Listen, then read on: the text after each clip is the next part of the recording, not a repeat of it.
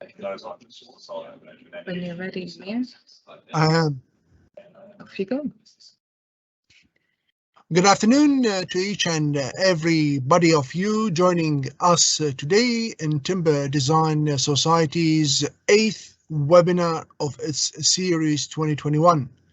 My name is Namir Amsu, member of the TDS Management Committee. This webinar is kindly sponsored by the following organizations. TDS Committee expresses its thanks and appreciation to the sponsors for funding its activities: XLAM, Simpson, Strongtie, MyTech, Future Build LVL. We welcome TDS members and others from organizations joining us online today in this webinar. TDS warmly welcome new members to join the society. You can apply online and complete the membership form at www.timberdesign.org.nz. TDS uploaded all previous recordings to its website. Please browse for TDS Webinar Series 2021 webpage and stay tuned for new webinar recordings coming soon. TDS is pleased to announce the last webinar in Series 21 this year, the 9th and last in series on the 18th of November. I repeat, on the 18th of November by Wouter van Beerschoten to talk on design of light timber framed bracing walls. So stay tuned for TDS forthcoming exciting new 2022 webinar series and other events. Today is TDS 8th webinar series in 2021 by Zhengwei Li from BRANZ. He will talk on corrosion of fasteners in timber. Few housekeeping remarks. Zhengwei will talk for 40 to 45 minutes. Then we'll have questions and answers from the audience for around 15 minutes before the hour where everybody returns back to work. This presentation recording will be kindly made available by NG New Zealand and TDS very soon. Zhengwei has an education background of material science and engineering. Before joining BRANZ as a corrosion scientist, he worked at the University of Auckland, where his research was focusing on titanium-based alloys and composites, functional coatings, and thin film and nanostructured materials. In his current role, he aims to better understand material degradation in New Zealand's built environment.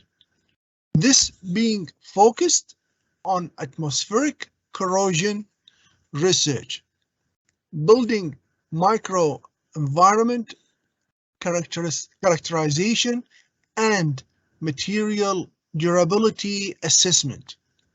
Some of his studies have translated into work that has made a difference to the built environment through material specification for building code durability compliance. Zhengwei is especially interested in the development and evaluation of new materials that can contribute to better building performance Meanwhile, he's very keen to connect with scientists and engineers to explore material solutions for reducing the carbon footprint and improving the resilience of built environment to the changing climate. Once the presentation is finished, we will have questions and answers session. Please post your questions on the go, and you may like the published questions to determine which goes first in the queue. Thank you very much once again, and please allow me to welcome Zhengwei Li. Zhengwei, thank you. Thank you, Namir. Hello, everyone. Nice to have such an opportunity actually to meet you through this webinar. Today, we talk about corrosion of fastener in timber.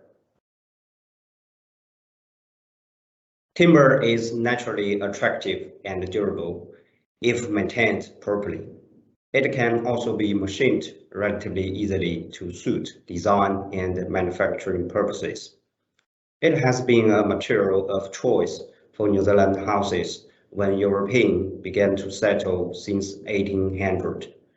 Currently, timber framing is the most common construction system for New Zealand residential buildings. New Zealand Standard 3604 timber framed buildings is used for the construction of approximately 93% of light timber framed buildings. Timber is renewable and can store large amounts of carbon. Its wide application may help the building and construction industry meet New Zealand government's goal for carbon neutrality by 2050 and beyond. According to the Ministry for Primary Industries, New Zealand produces 4.4 million cubic meters of lumber every year.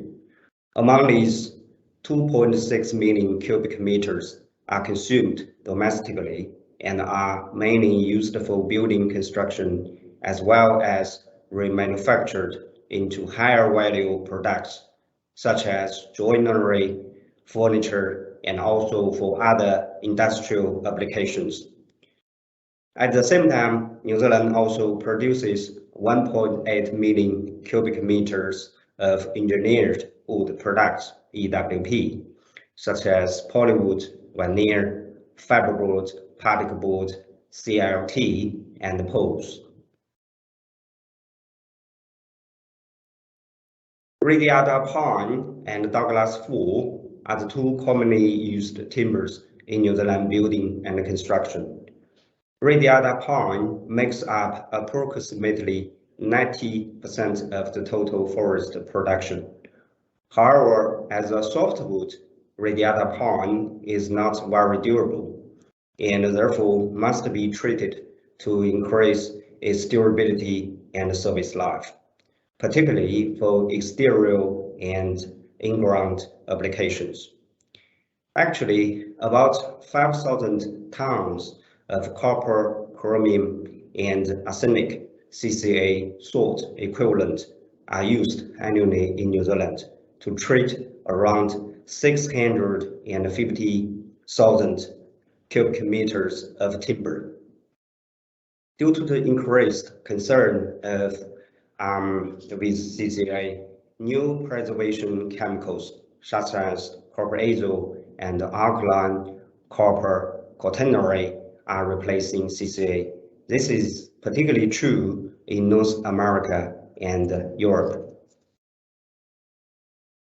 Fasteners such as brackets, bolts, nails, and screws are playing very important roles in timber structures and also timber framed buildings.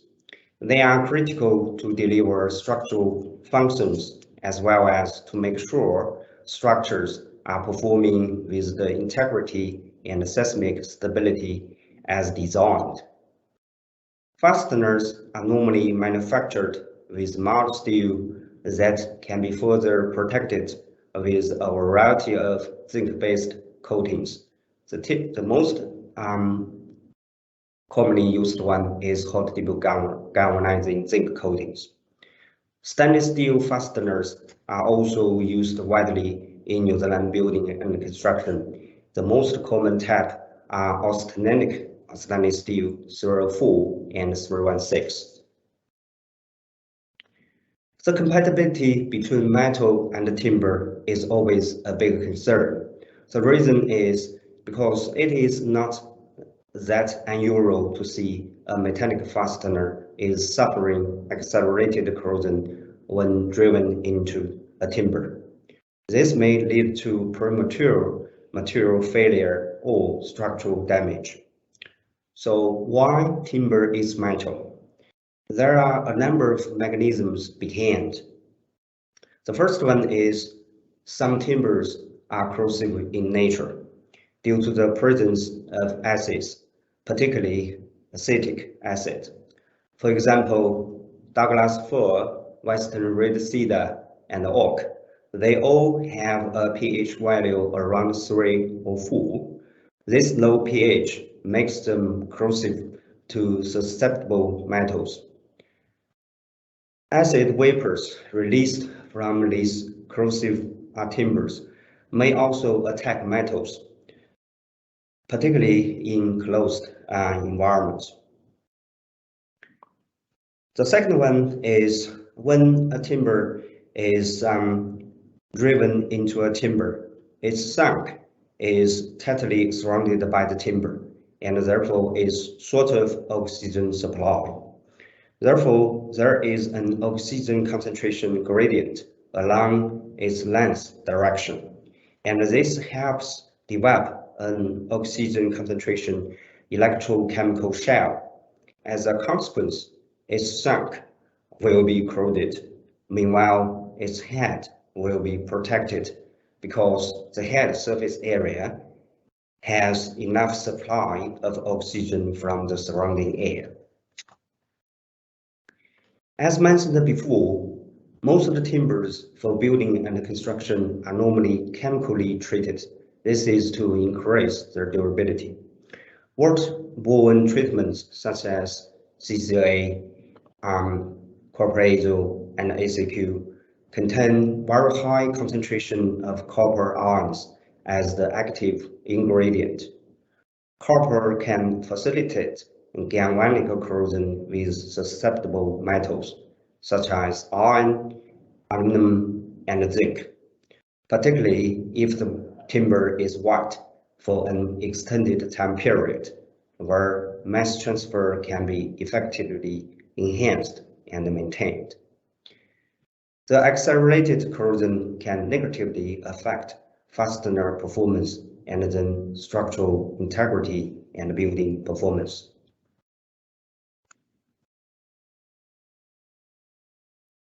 However, New Zealand Building Code is performance-based. It deals with several aspects of a building, including structure, fire, moisture, safety, and energy efficiency. Its B2 section is about durability, and the durability section requires that any functional components to be used on New Zealand building and construction must meet the minimum durability requirements. For example, a structural component must have a durability no shorter than 50 years. The durability requirements for non-structural and easily replaceable components, such as external gutters, is only 5 years. Fasteners for timber structures, such as cladding and framing, are normally required to deliver a minimum durability of 15 years or 50 years. When considering the corrosion-induced incompatibility issues between metal and timber, so the question is, how can we specify fasteners that will demonstrate New Zealand Building Code durability compliance.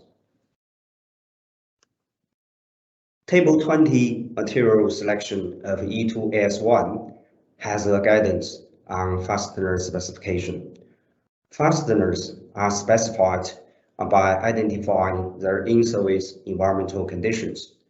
These include atmospheric export zone, such as B, C, D, and E.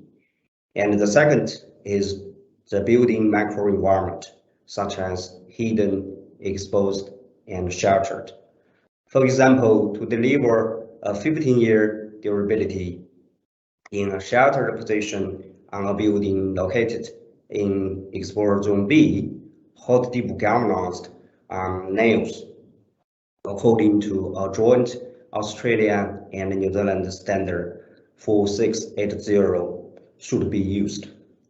However, if the building is located in zone D, so that means much higher atmospheric corrosivity, stainless steel fasteners with a much higher corrosion resistance must be used to deliver this 15-year durability.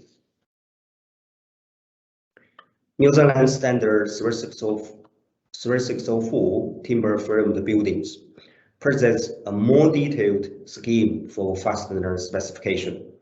In addition to the atmospheric export zone and building microenvironment, this scheme also highlights the potential influences of microclimates and timber treatment on fastener corrosion and durability. BRANZ has active research on material degradation in New Zealand built environment. These studies produce a large number of data, knowledge, and information to support the development, verification, and improvement of material and fastener specification schemes in E2S1 and New Zealand Standard 3604 timber framed buildings. In the following slides, I will briefly discuss these in terms of atmospheric corrosivity mapping, building microenvironment monitoring, material performance testing with microclimate influences, and metal corrosion study in timbers. According to the specification schemes outlined in E2S1 and New Zealand Standard 3604, how corrosive the building area will be is the first thing to be checked for material and fastener specification. New Zealand is a small country. However, it still has a number of environmental challenges and therefore is a unique place to build. For example, most of the cities are coastal and many buildings are within 5 kilometers of the sea. Therefore, marine influences are quite obvious in many areas, particularly with the wind from the west. UV radiation is also pretty high when compared with other countries of similar latitude in the North Hemisphere. The corrosivity of New Zealand's atmospheric environment is normally defined by atmospheric corrosivity map. One such a map is shown in New Zealand Standard 3604 timber framed buildings. So these two maps showing the atmospheric export zone definition for the North Island and South Island. According to this map, New Zealand's territory can be divided into 3 typical export zones: Zone B, low, C, medium, and D, high. This map was developed by BRANZ based on metal corrosion rate data experimentally collected in the 1970s and 1980s. When considering the possible changes in climate or industrial emissions over the past 3 decades, the ongoing credibility of this map needs to be checked and maintained properly. A few years ago, BRANZ measured the corrosion rates of mild steel and hot dip galvanized steel coupons at 90 export sites across the country. We did find that the atmospheric corrosivity in some areas are changing. This map has then been updated for Auckland, Bay of Plenty, Wellington, Christchurch, and Dunedin.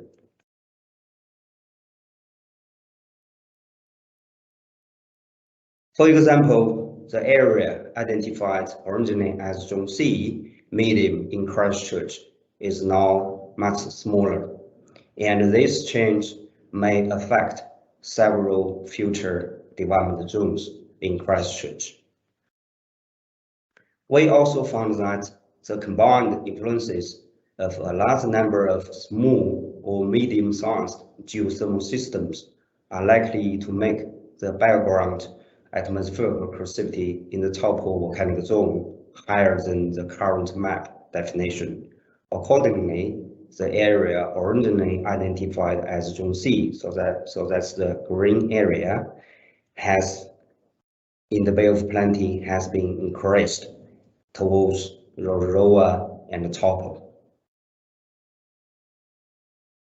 Several building microenvironments have been defined by E2S1 and the New Zealand Standard 3604 for material specification. For example, New Zealand Standard 3604 defines closed, exposed, and sheltered. Closed locations have no access of rain, salt, and are dry. For example, roof spaces.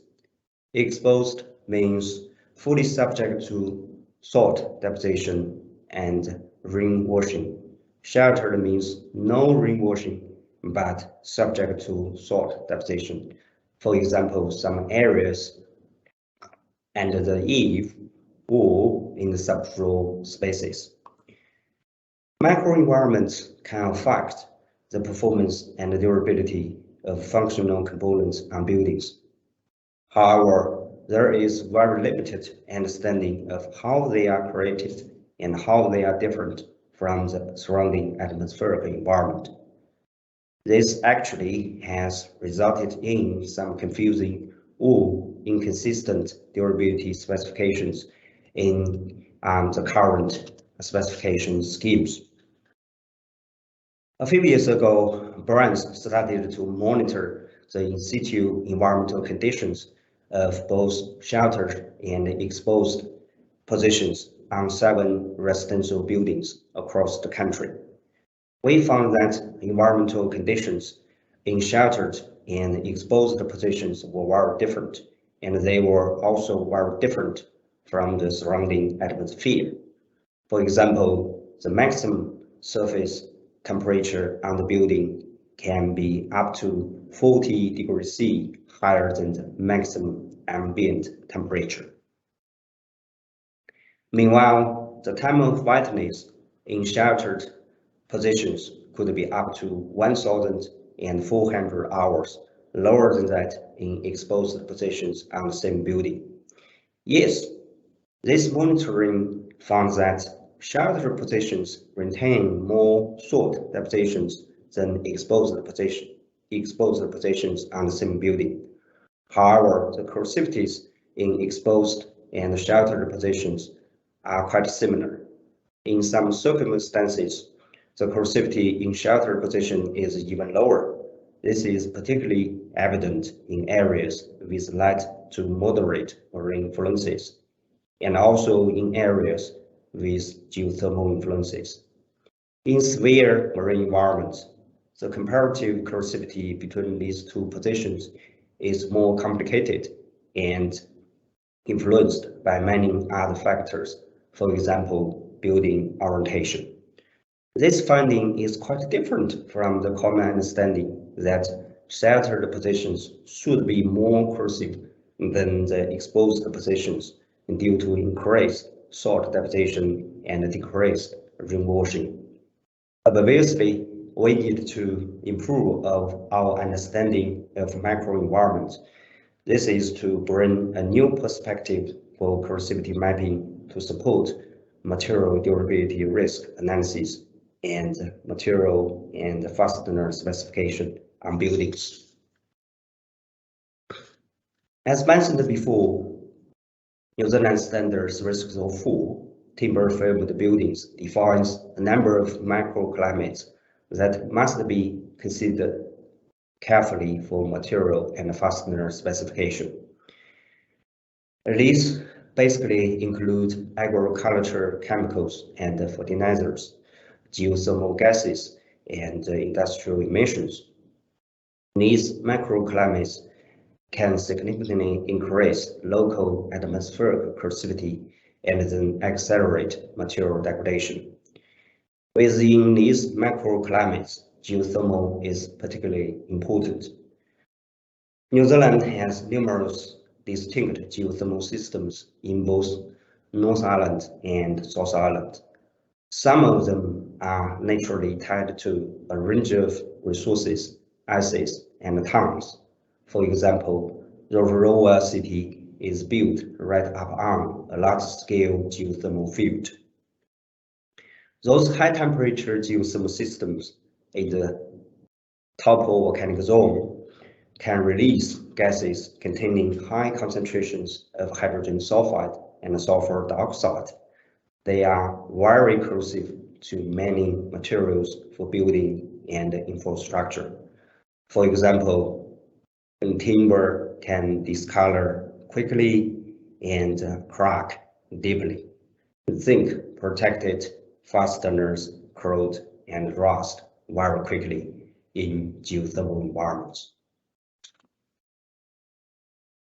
Very unusual material degradation has been observed in geothermal environments. The first is accelerating and oscillating atmospheric corrosion behavior that has not been commonly observed in other New Zealand natural environments. The second is the extremely high corrosion rates that can be at least 5 times higher than that measured in a severe marine environment. Meanwhile, nails driven into timbers exposed to geothermal environments may also corrode much faster than those in timbers exposed to other natural environments. The combination of unusual degradation behavior and extremely high corrosion rate means very fast material or structural failure. New Zealand Standard 3604 then requires specific engineering design within geothermal environments. BRANZ has ongoing field studies to grow our knowledge of geothermal influences on building material performance to support this practice.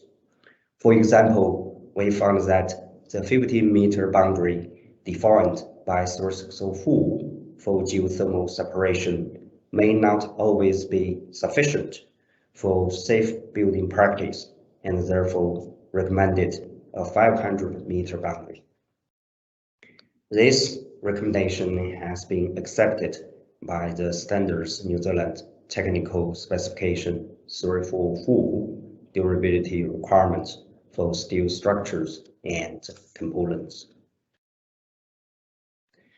Chemical treatments used to increase the durability of timbers may also increase the corrosivity of timbers. A number of methods have been developed to evaluate the corrosion performance of fasteners in treated timbers. Two standards are frequently referenced. The first one is AWPA ETAR, standard method of determining corrosion of metal in contact with treated wood. This standard is using small sandwich assemblies exposed to an environment of high temperature and high humidity, basically 49 degrees C and 90% of humidity for 10 days at least. ASTM G198 standard test method for determining the relative corrosion performance of driven fasteners in contact with treated wood. include two testing schemes. The first one is a cyclic fork test, while the other one is a steady state moisture test at 32 degrees C, 95% humidity for 120 days. Electrochemical techniques such as polarization resistance and impedance spectroscopy has also been developed to evaluate fastener corrosion in timbers or preservation chemical solutions.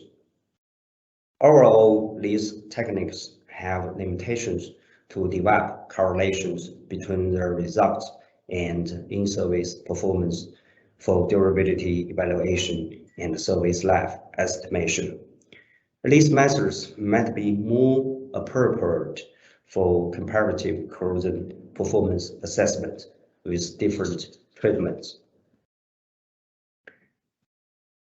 In order to provide trusted data and better scientific understanding for durability assessment, BRANZ has set up two export sites in Wellington region to study long-term corrosion performance of fasteners in treated timbers.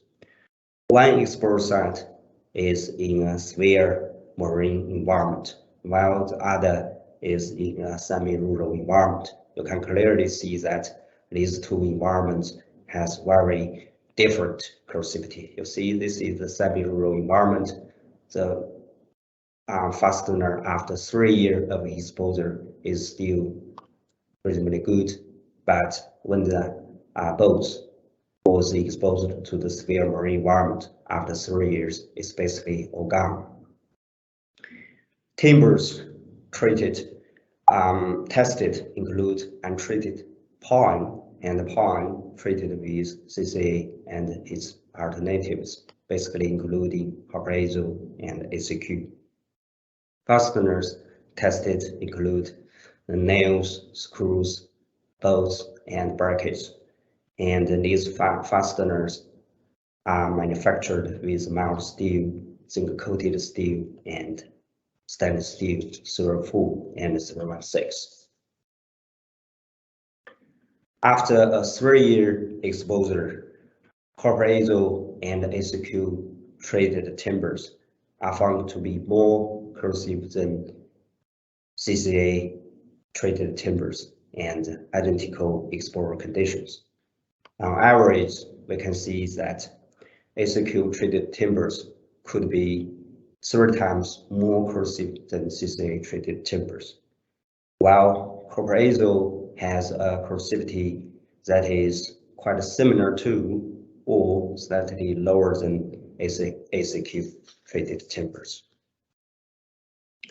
In line with the corrosion rate measurement, the formation of iron-rich rust is quite obvious on hot dip galvanized nails and mechanically plated screws when driven into H3.2 and H4 corrosive and ACQ treated timbers that were exposed to the semi-rural environment. This is indicating that the zinc coatings on these fasteners have been totally consumed, and therefore the underlying steel substrate has been directly exposed to the corrosive timber. At the severe marine environment, similar surface morphology were observed with nails and screws. This again showed the higher corrosivity imposed by corrosive and ACQ treatment. Stainless steel nails and screws perform very well in all treated timbers after this 3-year exposure. Their mass loss is extremely low, and the only sign of degradation is the formation of a light stain on their head surface if they were exposed to the severe marine environment.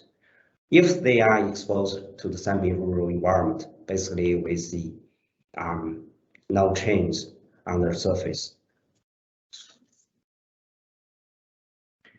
After 8 years of exposure to the severe marine environment, stainless steel screw was still performing quite well, only with limited sign of degradation in its tip and head surface areas.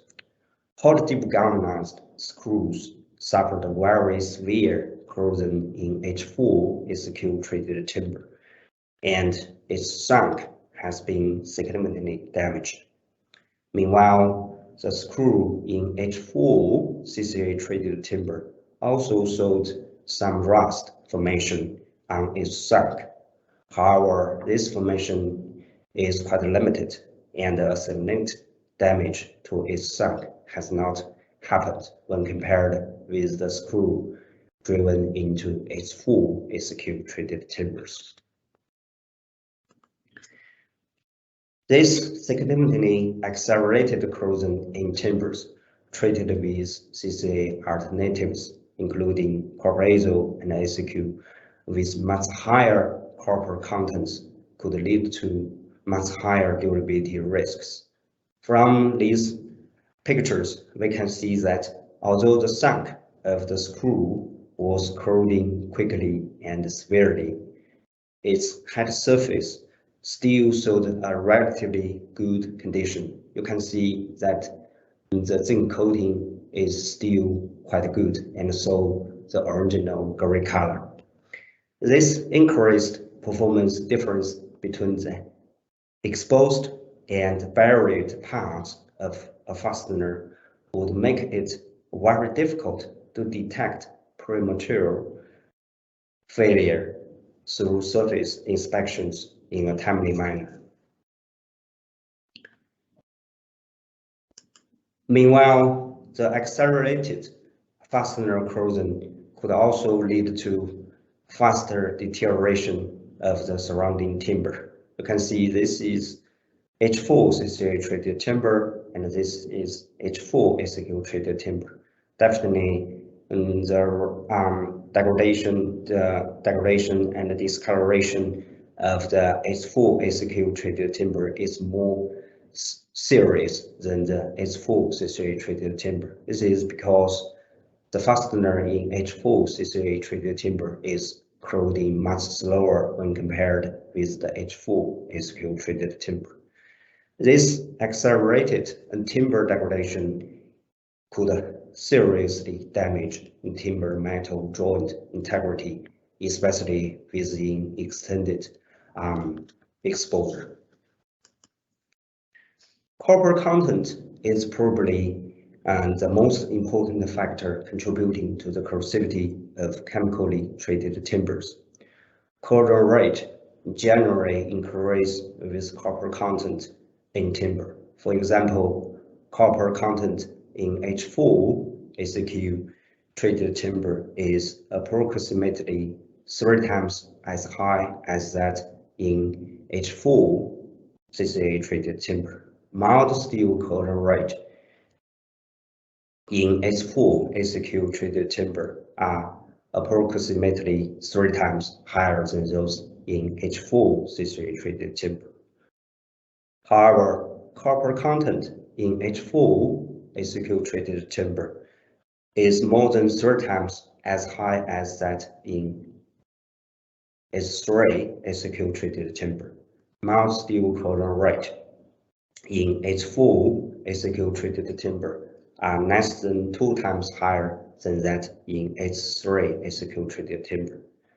These observations indicate that galvanic corrosion associated with copper ion reduction mechanisms is an active mechanism, but it is unlikely to be the only mechanism working behind.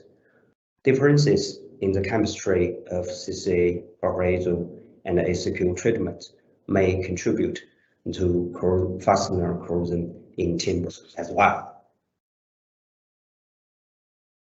Although copper content is probably the biggest concern for corrosion and durability in treated timbers, other factors including climate, other environmental pollutions, and material factors may still affect fastener corrosion and performance. For example, under the same conditions of timber treatment, a larger rainfall may result in a higher corrosion rate.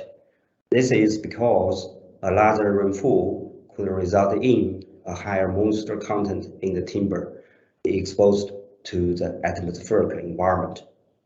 However, we should note that other climate conditions, such as wind, can still affect timber drying and then affect corrosion within timber. So that's why we can see that although in some areas we have a larger rainfall, but the corrosion rate in timber is actually not that high, it's even lower. These conditions, however, the wind conditions and other climate conditions might be highly location dependent and therefore highly variable. Zinc coatings can be applied onto fasteners through a lot of ways. For example, nails in New Zealand are normally hot dip galvanized, while screws are mechanically plated. Even if these hot dip galvanized coatings and mechanically plated zinc coatings have very similar chemical composition and thickness, they could perform differently. In general, we found that hot dip galvanized coatings perform better than mechanically plated coatings and identical exposure conditions. This is because mechanically plated coatings normally have a larger number of pores and other physical defects.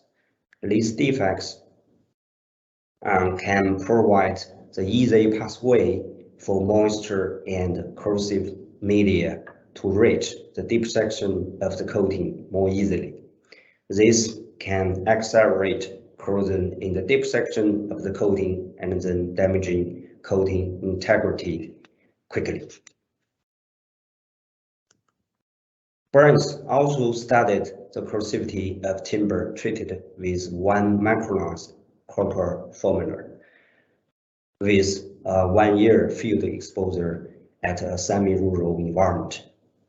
This micronized treatment, MCA, appeared to be more corrosive than the normal treatment. This is evidenced by the higher corrosion rates measured with mild steel and hot dip galvanized nails.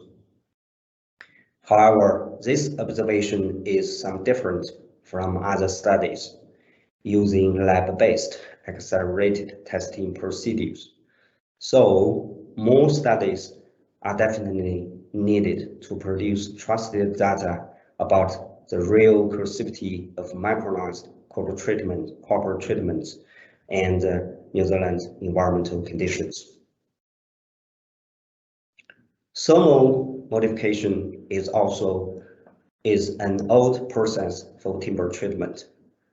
Recently, it regains interest in Europe due to the increasing environmental concerns with traditional treatment chemicals. There are some thermal treatment plants operating commercially in both Australia and New Zealand. With this treatment, timber is heated to high temperatures, typically 180 degrees, 170 degrees C or above in the absence of oxygen. This treatment could improve timber durability. However, this durability improvement is highly dependent on timber species and also treatment levels. One study conducted by the United States Department of Agriculture Forest Services found that thermal treatment could increase the corrosivity of oak and ash. This is evidenced by the higher corrosion rates observed with carbon steel and hot dip galvanized steel nails when driven into the thermally treated timbers and exposed to a nearly 100% relative humidity environment at 27 degrees C for 1 year. So why this thermal treatment is increasing the corrosivity of oak and ash? This study found that thermal treatment made the timber more acidic with lower pH. Meanwhile, thermal treatment could remove or destroy some soluble tannins that can normally slow down corrosion in timber due to its positive corrosion inhibition effects. However, we should note that at this moment, detailed studies on the corrosivity of thermally treated timbers are very limited worldwide. How thermal treatment can really affect the corrosivity of timbers used for New Zealand buildings and infrastructure and New Zealand environmental conditions is still an area that should be explored further. Corrosion of fastener in timber is very complicated and can be affected by many factors: material, environmental, and climate. Performance data derived from long-term field exposure testing is always preferred for durability specification. This is because short-term or lab-based accelerated testing is highly likely to produce too optimistic or too conservative predictions through simplified or linear extrapolations. BRANZ has ongoing field exposure testing schemes to study fastener corrosion in timbers. During 22 and 23, BRANZ will study the corrosion performance of various fastening and fixing components after a 15-year field exposure. This will produce a longitudinal performance dataset that can be directly linked to the New Zealand Building Code durability framework. This will help reduce the current performance data gap and also help verify current material and specification schemes in E2S1 and New Zealand Standard 3604. At the same time, the performance of a nickel-free ferritic stainless steel will be studied as well.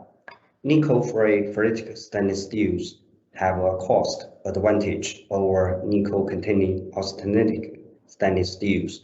However, whether or not they have a performance equivalent to austenitic stainless steels, for example, 04 and 016, in long-term applications in New Zealand built environment is a big question mark at this moment.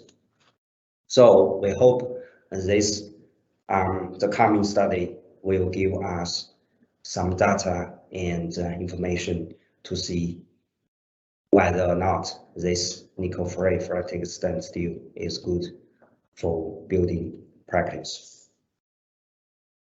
At the same time, to assist the industry with understanding of fastener specification schemes, BRANZ presented a pathway for selecting nails and screws for 50-year durability.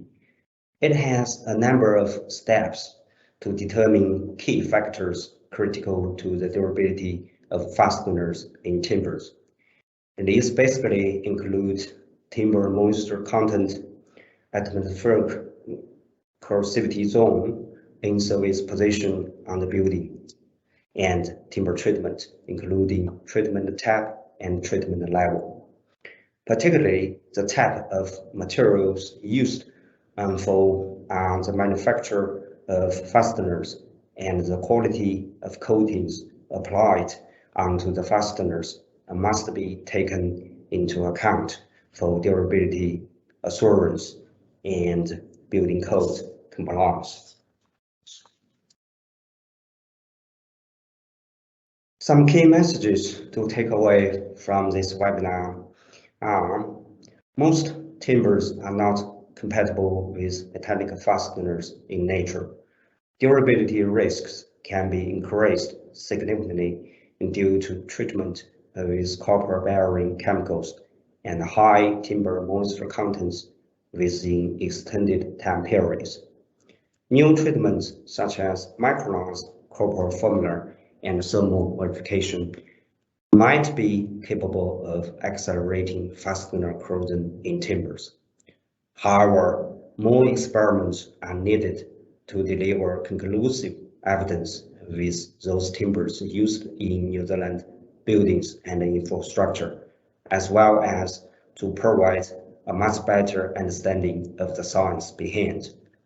Alternative stainless steels type 304 and 316 in general perform quite well in untreated and treated radiata when exposed to most of New Zealand's natural environments.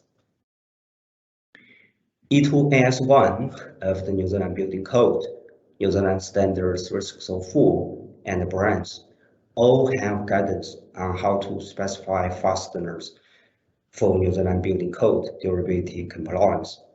The focus of these specification schemes is to accurately identify the in-service environmental conditions for fasteners, basically include atmospheric corrosivity of the environment, building microenvironment type, microclimate, and timber treatment. BRANZ in 22 and 23 will investigate the corrosion performance of metallic fasteners in treated timbers that have been exposed to two representative atmospheric environments for 15 years. At the same time, the performance of a nickel-free ferritic stainless steel will also be included in this study, and the results will be released to the public in due course. At the very end, a number of key publications, such as technical bulletins, study reports, and Build magazine articles produced and released by BRANZ are listed here for your reference.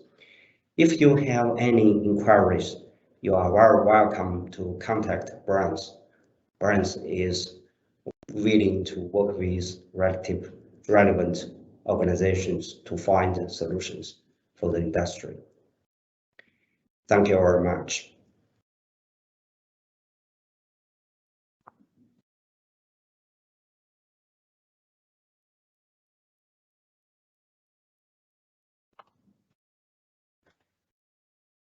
Thank you very much, Zhengwei. That was really a very impressive and interesting talk. Thank you very much for your hard work over the years.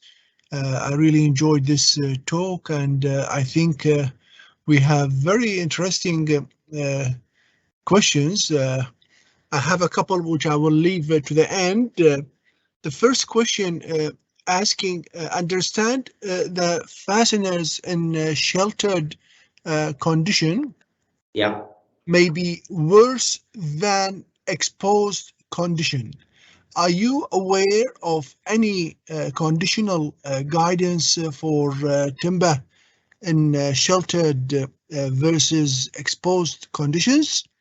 Also, currently, sheltered timber only require H1.2 treatment if location 600 mil above CGL, based on NZS 3604 and BRANZ guidance. Thank you.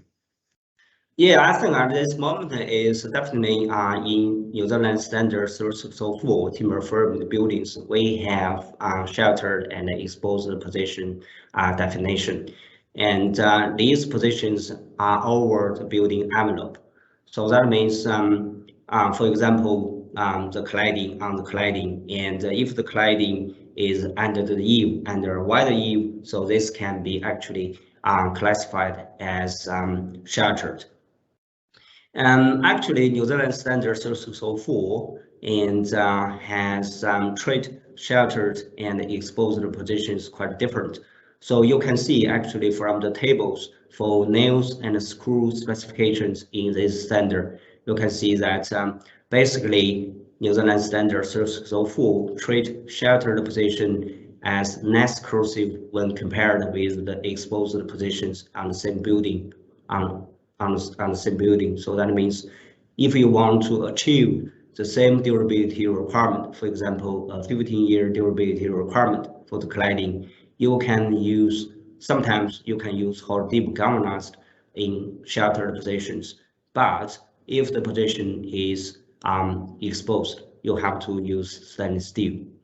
And also in E2AS1, the table 20 material specification, and there the specification for exposed and sheltered is slightly different from the New Zealand standard 3604. So that means there in E2S1, retreat the sheltered positions is slightly more corrosive than the exposed positions on the same building.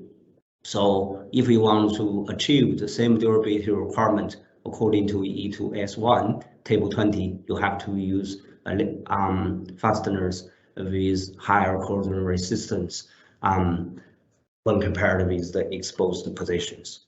So I think it's so that's why I mentioned in the presentation there is some confused and or inconsistent specifications according to the relevant documents.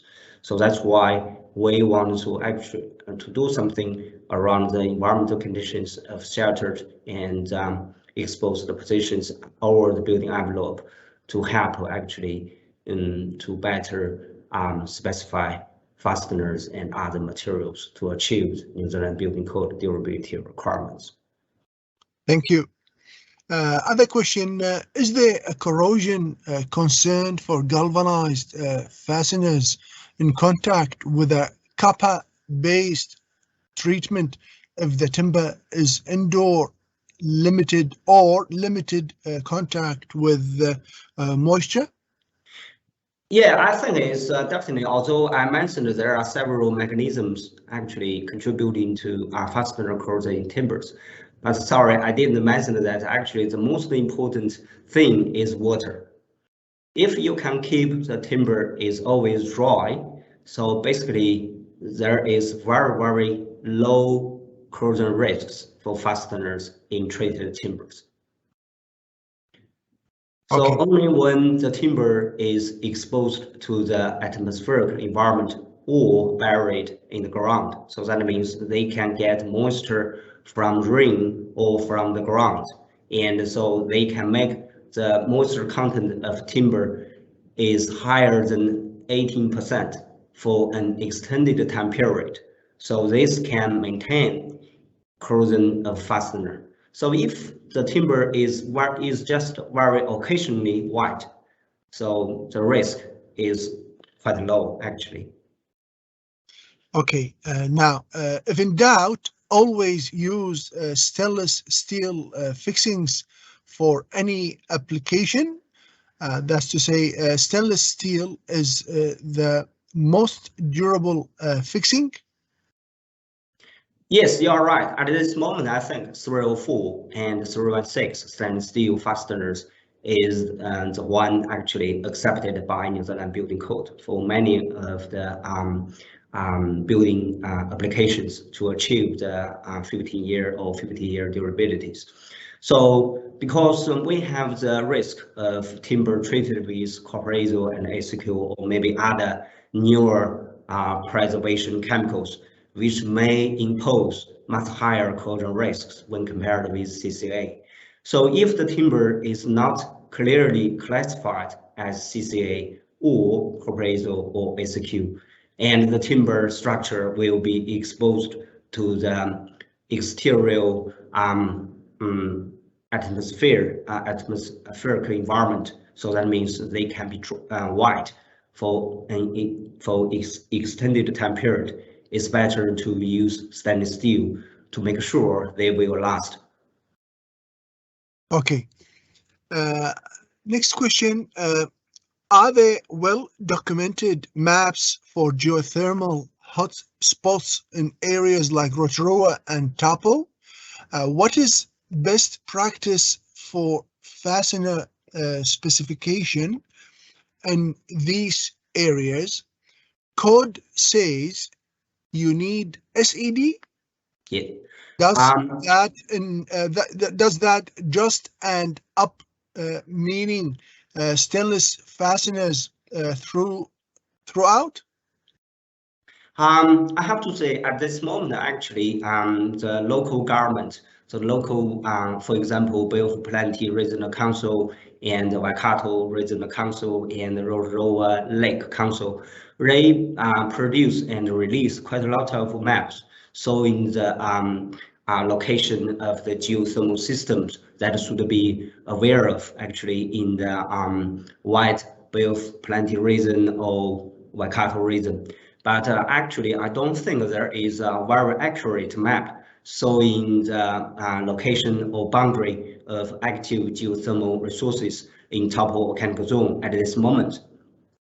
And actually, in New Zealand Standard 334, there is just a very how to say light definition of the geothermal hotspot. They just say there is a 50 meter boundary. So that means if the geothermal source is quite small, so from the center of the geothermal source, and you have a 50-meter boundary. Within this 50 boundary, you need a specific engineering design.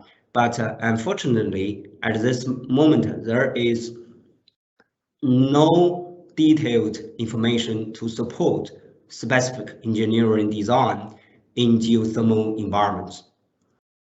So this is the problem. So that's why BRANZ several years ago, we started a research project to study the material performance in geothermal environments.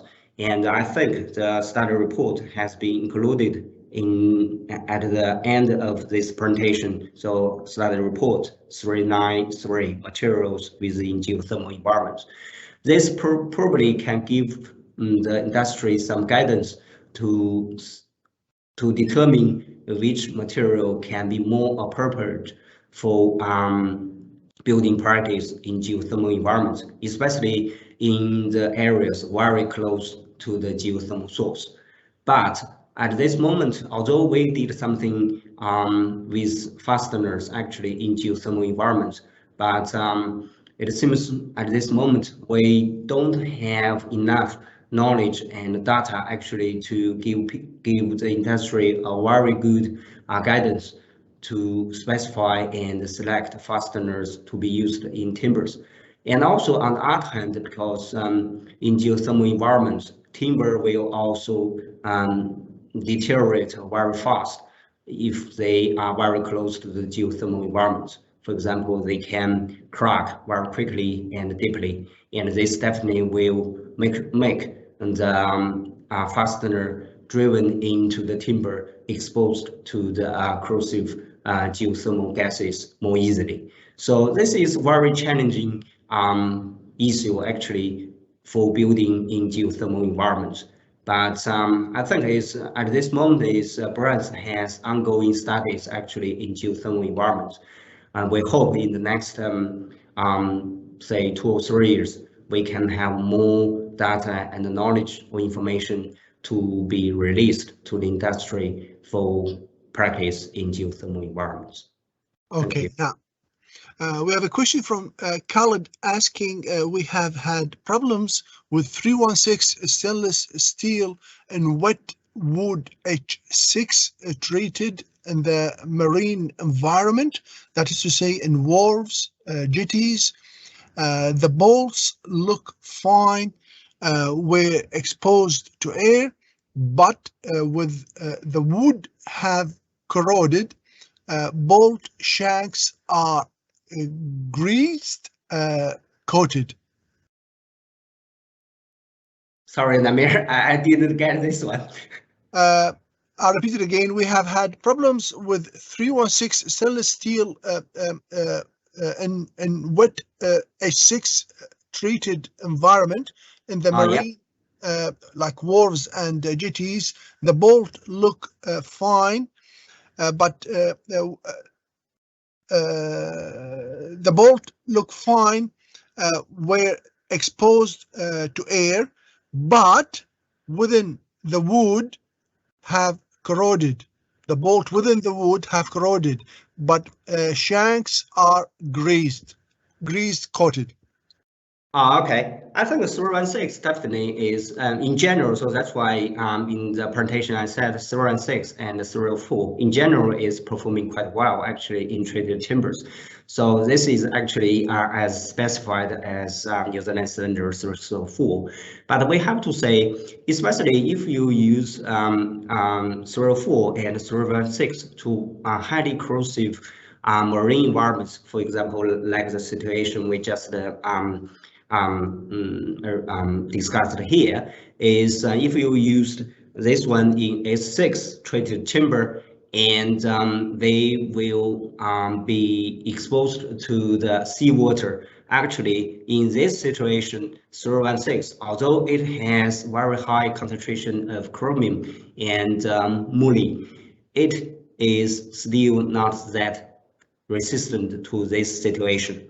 For this environment, actually, the most important factor contributing to the degradation of 316 stainless steel fastener is not the treatment, actually is from the seawater. So that means the high concentration of chloride ions diffused into the timber. So in this situation, probably you need to use other stainless steels with a little bit higher corrosion rates. For example, higher nickel content and chromium content. Okay. Next question, is there any way of treating the holes in timber short time prior to installing fasteners? If so, what would the treatment consist of, and what would the standard reference for it? Sorry, I don't think I have the answer for this question, because I know, and there are some guidance. There are two standards actually. For example, 3602 and 3640 probably, and they are talking about actually timbers treated with preservation treated timbers and treatment levels or something like that. But it seems the latest edition has not been released yet. So so I don't think at this moment I can provide more meaningful comments to this. Sorry about this. Okay. Next question, for fastener in timber sleepers, such as MS screws, spring clips, MS base plate, what is the recommended hot dip galvanized coating thickness to have at least 15 to 20 years of durability in tunnel and open area environments? Also, any reference standard, please? I think this one probably you can check actually New Zealand standard 304, because in from the in table 4.1 and 4.2 there are some recommendations for the minimum coating thickness applied to fasteners, including nails and bolts and brackets. So this can be useful, and but I'm not very sure actually these are highly relevant to the situation we are talking about.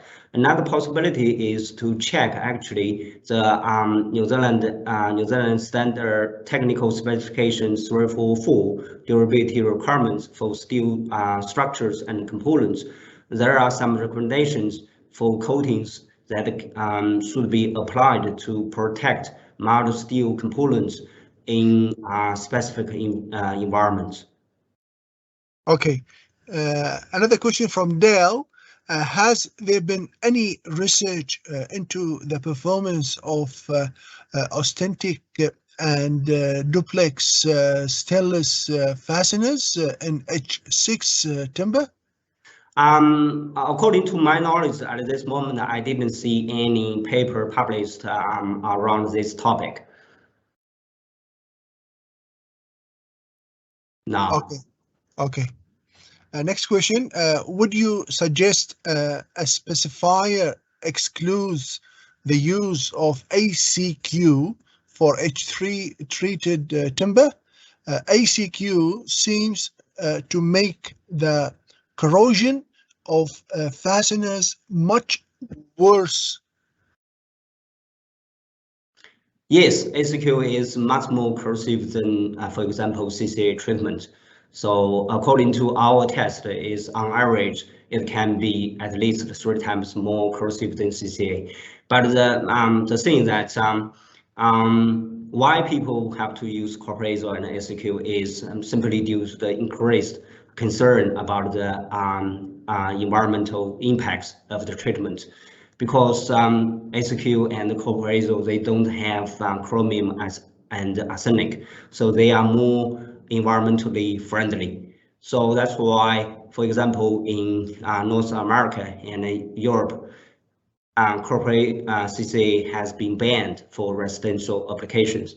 But in New Zealand, at this moment, we can still use CCA for residential buildings, but there is an increasing trend for the more allocation of ACQ and corrosive. So in New Zealand's standard 3604, if you use ACQ for the timber treatment, and if these timber structures will be exposed to sheltered and exposed conditions, you have to use stainless steel to achieve the minimum durability requirements, for example, 15 years or 50 years.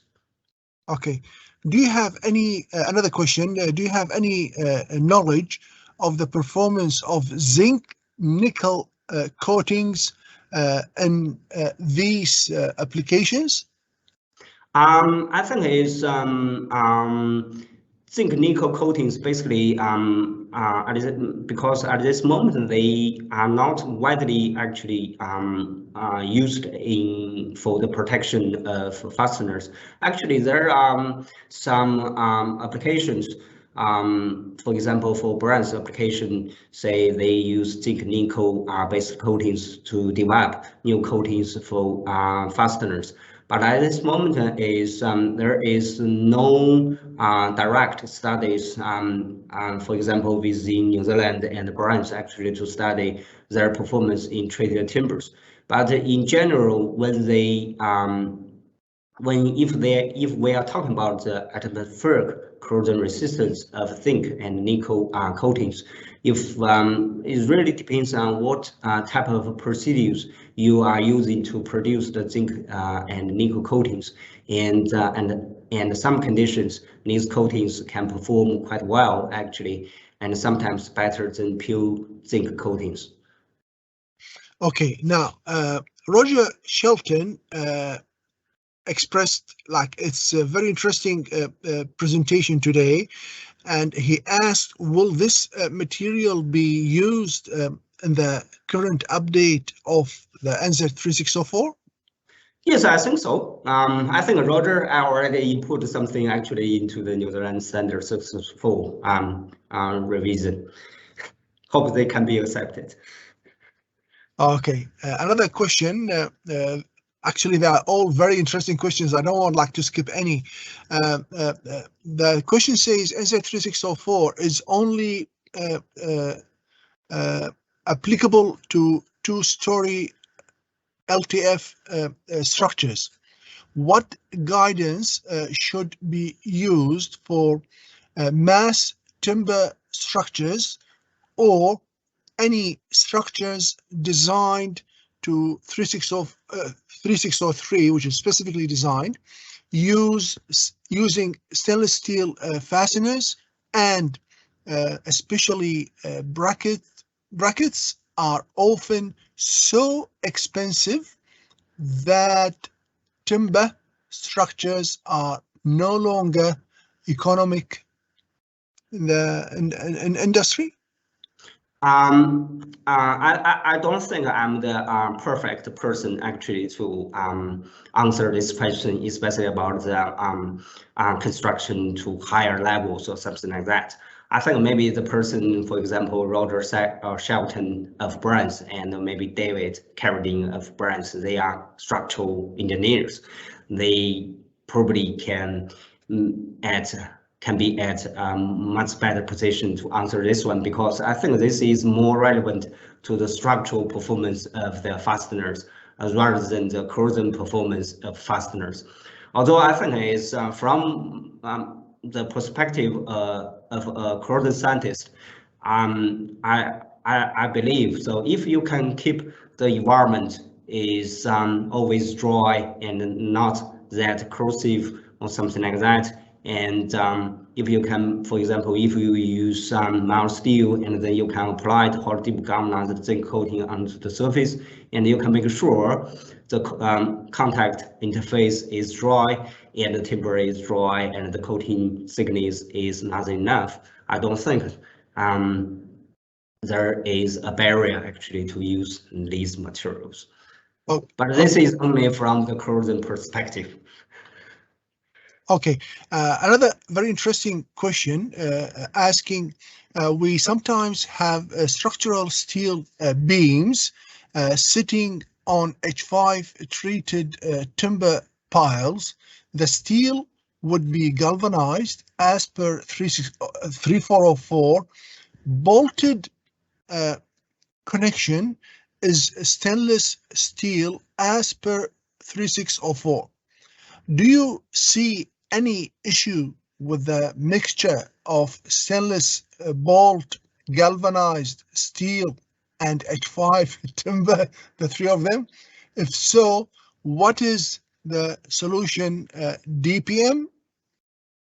I think it's probably, at this moment is for this one is I see we have several components actually for system. But at this moment, the 3604 or maybe other relevant standards, we are not treating actually the building as a whole system. So that's why we see the specification differences between different standards.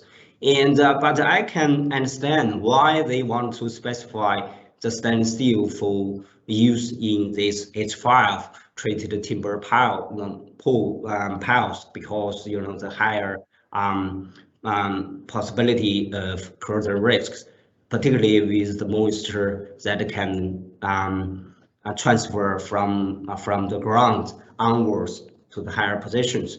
And I think it really depends on the environmental conditions surrounding the beam and the timber pile. So if the surrounding atmosphere is not that corrosive, so for example, is not always white and there is no heavy deposition of salt, so that means it's not subject to very close to the marine environment.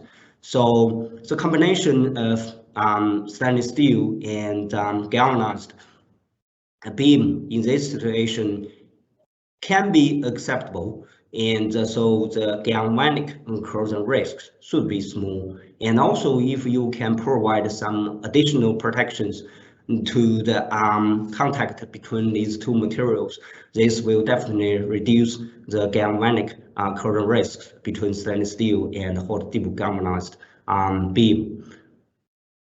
Okay, our last question. Can you please comment on the durability of heavily greased galvanized reed bar passing through an H5 treated post?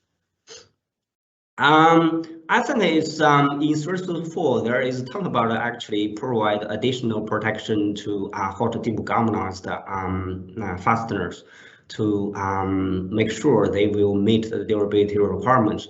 But frankly speaking, I don't have a direct experience with this sort of situation at this moment. So I think it really depends on whether or not the grace will always be there during the whole service time period. If you can't make sure, probably you need to use materials with higher corrosion resistance to achieve the durability requirements. Otherwise, it might be a little bit risky. Thank you very much, Zhengwei. That was really very impressive and thorough talk, and you spent quite very good time to answer all of the questions. They were really very impressive questions as well, which we learned a lot from today. It will be very helpful in our day-to-day practice.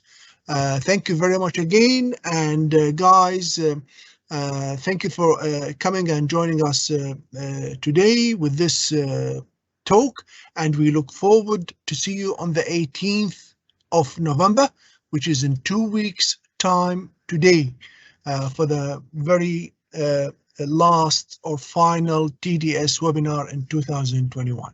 Thank you very much. Have a lovely and great day. All the best. Thank you, Zhengwei, again. Thank you.